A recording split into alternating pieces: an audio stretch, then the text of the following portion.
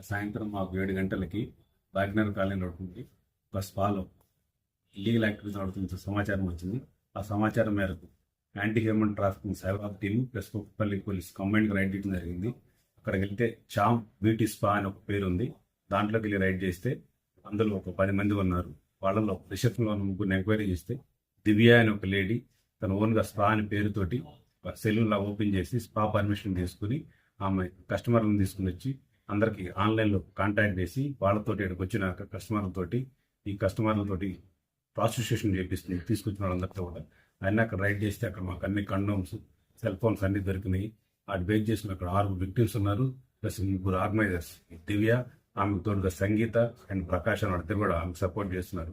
కాబట్టి వాళ్ళందరి మీద కేసు నమోదు చేసి రిమాండ్ చేస్తున్నాము. ఇట్లా ఎవరైనా సరే ఇల్లీగల్ యాక్టివిటీస్ పాల్పడితే అందరి మీద తప్పకుండా చట్టపరమైన కఠిన చర్యలు తీసుకుంటాము. కాబట్టి ముగ్గురిని జైలుకు పంపించేసి ఆ విక్టిమ్స్ 6 కూడా కోర్టు పర్మిషన్ ఇస్తుంది. యుగమూతరం జరుగుతుంది.